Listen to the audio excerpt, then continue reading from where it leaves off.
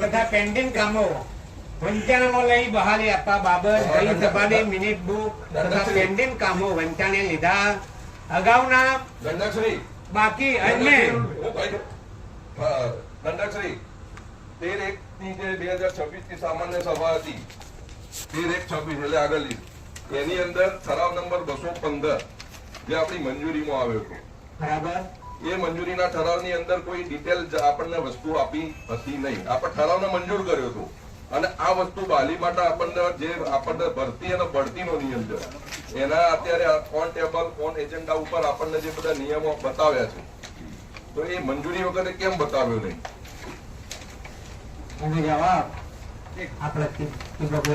અને બીજું કે સ્ટાફ સિલેક્શન કમિટી આ વંચાણે આવેલું છે. પહેલું તો કે આ નિયમો ખરા ને ઓલરેડી નગરપાલિકા બહુ વર્ષની બે વખતે મંજૂર થયેલા છે.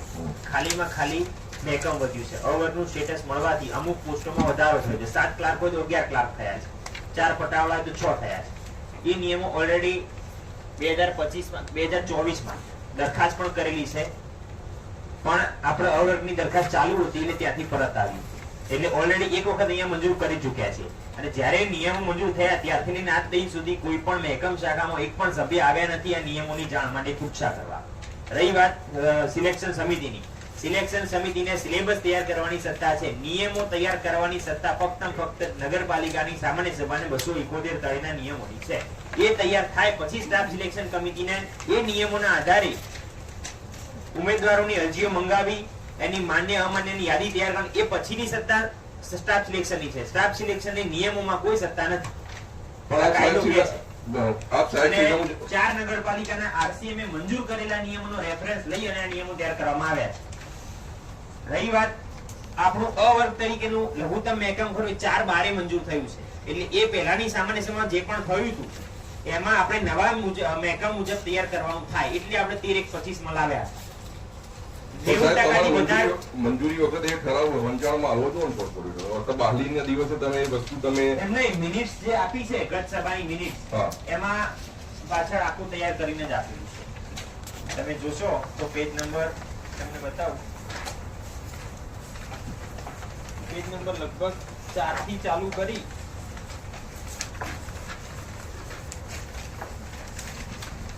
અને પેજ નંબર 17 સુધી ફક્ત નિયમો જ છે, એમાં સ્પષ્ટ આપેલા છે. બીજું કે સાહેબ સદર ઠરાવ 215 ની અંદર પરિશિષ્ટ 1 ની અંદર જે આપણે ભરતી બાબતની છે કે ઓફિસ સુપ્રિન્ટેન્ડન્ટ એ આપણે મંજૂર કરીએ છીએ. 6 નંબર મંજૂર કરીએ છીએ, 7 નંબર મંજૂર અને 8 નંબર મંજૂર,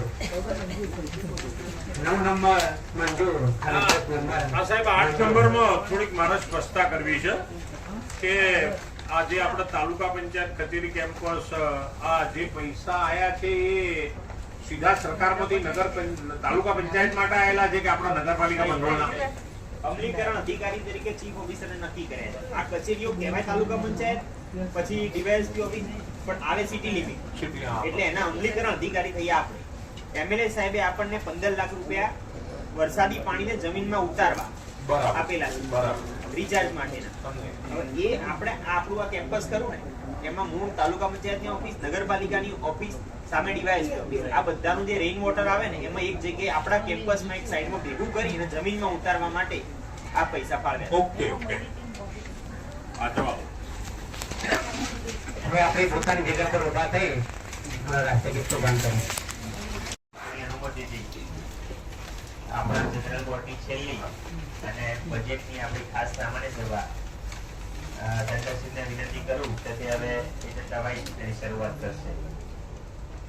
આપણે ભારત માતા કી સામાન્ય સભાની શરૂઆત થાય એ પહેલા મારે થોડું આપ સાહેબશ્રીના ધ્યાન પર મૂકવું છે. હું સમજુ છું ત્યાં સુધી આપણી આ છેલ્લી મિટિંગ છે અને 16/3 સાંજે 6 વાગે આપણે જે આ બધા કોર્પોરેટરો છીએ આપણી બધાની મુદત પૂરી. પરંતુ આત્માને પ્રાર્થના કરીએ કે નવા બોર્ડમાં જે ઈચ્છા શક્તિ હોય માલિકનું જે થાય તો નવા ભેગા થઈએ, અને ના ભેગા થઈએ તો આપણે કોઈના તરફથી ક્યાંય ઠેસ આ તે ના પહોંચ્યું હોય તો મિચ્છામી દુક્કડમ.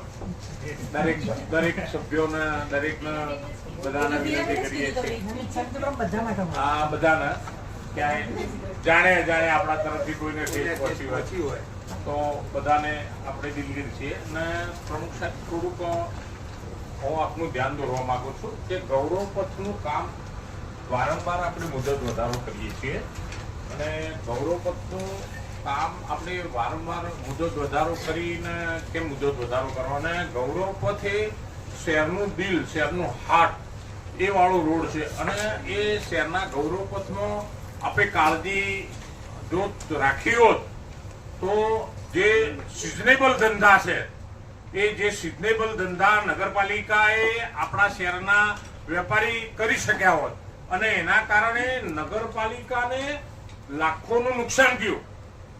જે આપણે સમયસર ના કરી શક્યા એમાં દાખલા તરીકે રસના કોલા હોય, દિવાળીનો ફટાકડાનો હોય કે પતંગનો આ જે ધંધો હોય એના કારણે આપણને નુકસાન થયું. એ આપણી જે બોર્ડની ગણો કે આપણી બધાની ગણો જે એમાં આપણી અણાવડત થતી થાય છે. એટલે એ કામ ઝડપથી પૂરું થાય તો એ જોવાની પણ ખાસ વિનંતી કરું છું. માન્ય પ્રમુખ શ્રી, શહેરમાં ચારે બાજુ રોડોનું આડેધડ ખોદકામ ચાલે છે અને આડેધડ ખોદકામ ચાલે છે ને જ્યાં ખાડા કરીને આપણે 15-20 દિવસ સુધી એ ખાડા પૂરવામાં આવતા નથી. એટલે એ પણ આજે આપણે છેલ્લી મિટિંગમાં આમાં કોઈ પક્ષાપક્ષી કે એવી વાત નહીં કરતું પણ હું શહેરની જાહેર શહેરની લોકોની વેદના છે એ વેદનાને હું વાચા આપું છું. જો ગૌરવ પથનો આ રોડ પૂરો થઈ ગયો હોત તો આપણા જે શહેરના વેપારીને આમ પ્રજાને નુકસાન ન જાત અને શહેરની પ્રજા. બીજું આપનું સાહેબ એ ધ્યાન દોરવા માંગુ છું કે કડા રોડ પર રામાપીના મંદિર આગળ જે ગુવો પડી ગયો એ આપણી અંડરગ્રાઉન્ડ ગટર લાઈન હોય કે જે હોય એ આપણે પૂરી કર્યું ને છેલ્લા 8-10 મહિનાથી એ ત્યાં આગળ આપણે એનો ઉકેલ લાવી શક્યા નથી. એટલે જે પાણી બેક મારે છે એમાં આખો ફતેહ દરવાજાનો અડધું શહેર આપણે વારંવાર આપ સાહેબનું, ચીફ ઓફિસર સાહેબનું, પ્રમુખ સાહેબનું ધ્યાન દોર્યું પણ છતાં પણ આપણે એનો ઉકેલ લાવી શક્યા નથી. રહી વાત બીજી એ કે જે આપણે જે કચરા સ્ટેન્ડ આપણું હતું એ કચરા સ્ટેન્ડ ત્યાં જે મરેલા ઢોર ચીરવાનો એ મારી છેલ્લે બંને મહાનુભાવોને એક વિનંતી છે કે ત્યાં ઓક્સિજન પાર્ક કે એવું કંઈ થાય અને જે ઢોર ચીરવાની જે જગ્યા છે એ ઇલેક્ટ્રિક થાય તો હું માનું છું કે શહેરની જનતાને છેલ્લે પણ એક આપણો સારો લાભ કરી આપીશું. બીજું આપ સાહેબને મારી એ પણ વિનંતી છે કે આપણે જાહેર રોડા પર ગટરના ઢાંકણા જે માનકો તૂટે છે અને તૂટીને આપણે નવા નાખીએ છીએ તો સારી બાબત છે પણ એના પર વોટરિંગ થતું નથી. ઉનાળો છે એટલે સમજો કે એના પર વાહન જાય એટલે એ જે આપણો સિમેન્ટ કપચીને રેતી હોય એ તૂટી જાય છે. એટલે એના પર મોનિટરિંગ કરીએ ને પાણીનો છંટકાવ થાય એ ન કરી શકીએ તો લોખંડના પાટાનો આપણે કંઈક સુધારો કરી અને લોખંડના પાટાનું એવું આપણે કરી શકીએ એ બાબત તરફ પણ હું આપ સાહેબનું ધ્યાન દોરવા માંગુ છું. અને અંતમાં આજે જે બજેટ બેઠક છે એ બજેટ બેઠક આપ સાહેબના બધા મિત્રોને જણાવતો મને એમ લાગે છે કે બજેટમાં આંકડાઓ વિશે ખુલ્લા દિલથી ચર્ચા થાય અને બધા બજેટના આંકડા આપ નગરપાલિકાના હાજર રહેલા સભ્યોને જો સમજાવો. મારી દ્રષ્ટિએ આ જે બજેટના આંકડા છે એમાં કોઈ જગ્યાએ ક્યાંય તાળો મળતો નથી. રહી વાત નગરપાલિકામાં આપણે આઉટસોર્સિંગના નામે આપણે કરોડો રૂપિયાનો ખર્ચો કર્યો છે. જે અંદરના આંકડા બતાવે છે કે આપણે આઉટસોર્સિંગમાં નગરપાલિકામાં કરોડો રૂપિયાનો ખર્ચો કર્યો પણ એ એટલો ખર્ચો કર્યા છતાં શહેરની પ્રજાને જે આપણે જે સેવા આપવી જોઈએ એ પણ સેવા આપી શક્યા નથી. તો એ તરફ પણ અને બજેટ વિશે તો ખાસ કરી અને હું આપ સાહેબને વિનંતી કરું છું કે બજેટની વિગતવાર ચર્ચા થાય અને આંકડાની આ ગૃહમાં હાઉસમાં બેઠેલા બધા સભ્યોને સમજણ પડે એ રીતે આપ ચર્ચા કરો તો વધારે સારું. મારી વાતને વિરામ આપું છું. પ્રમુખશ્રી ભારત માતા કી. પ્રમુખશ્રી આજના ઠરાવ વિસનગર નગરપાલિકાના વિસનગર શહેરમાં આપણે જૂના ડમ્પિંગ સ્ટેશન આગળ જે નંદીવન બનાવવા માટેનો જે ઠરાવ કરવામાં આવ્યો છે તે આગળ મારું સૂચન એવું છે કે ત્યાં આગળ નંદીવનની જગ્યાએ કોઈ કોમ્યુનિટી હોલ કે ગાર્ડન કે સ્વિમિંગ પુલ કે કોઈ સ્પોર્ટ સંકુલ જેવું કંઈ બનાવો તો એનાથી ઓક્સિજન પાર્ક ગાર્ડનમાં આવી જશે. ઓક્સિજન પાર્ક જેવું કંઈ બનાવો તો જેથી એ એરિયાનો વિકાસ થશે. કારણ કે છેલ્લા 20 વર્ષથી એ એરિયાનો કોઈ વિકાસ થયો જ નહીં ડમ્પિંગ સ્ટેશનના આગળ જન્મકુંડના કારણે અને લોકો હેરાન પરેશાન થઈ ગયા છે. વિસનગર નગરપાલિકાના સભા હોલમાં પ્રમુખ શ્રી ઉત્તમભાઈના અધ્યક્ષસ્થાને મળેલી આ જનરલ સભામાં ઉપસ્થિત આપણા નગરપાલિકાના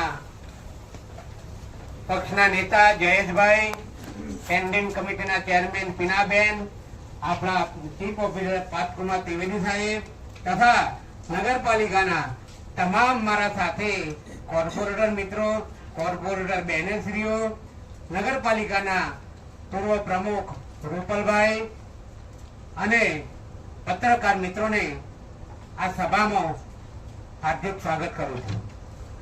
અને આપણા ચૂંટાયેલા બોર્ડના ગણતરીના દિવસો બાકી છે ત્યારે અમારાથી જાણે અજાણે કોઈ પણને બોલાય હોય તો ક્ષમા કરજો. સભાનું કામકાજ ચાલુ કરીએ.